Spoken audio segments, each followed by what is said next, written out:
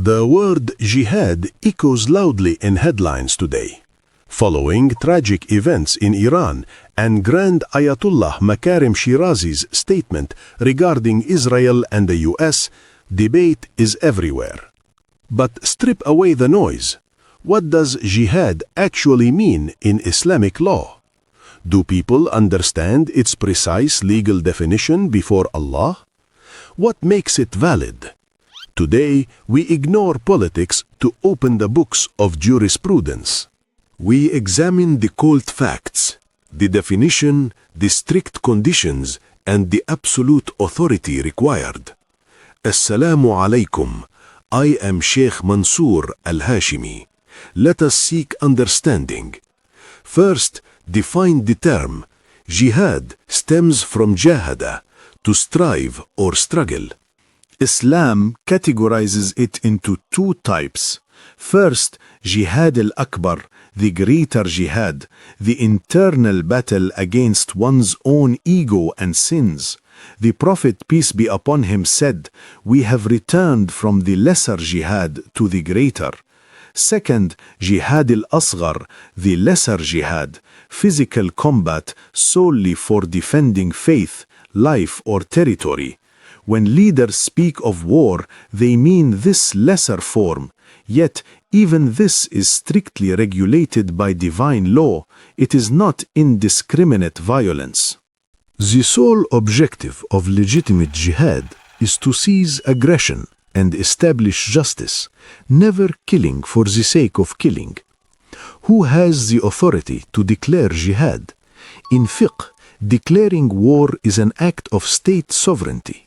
No individual, local imam or scholar can do this without the authority of a legitimate head of state. This right belongs exclusively to the ulul amr, those commanding with full responsibility for public safety.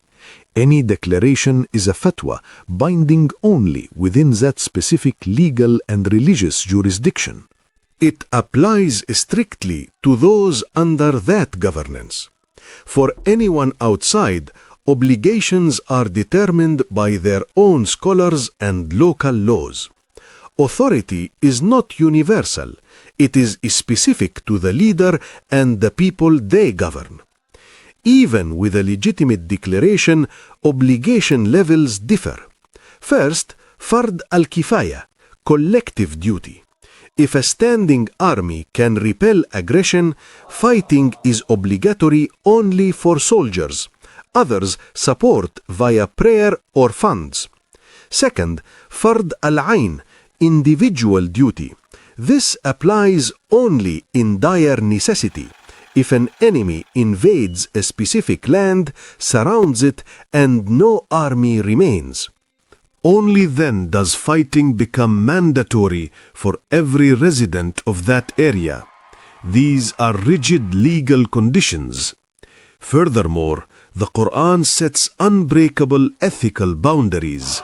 Killing non-combatants, destroying infrastructure, torture and treachery are strictly forbidden.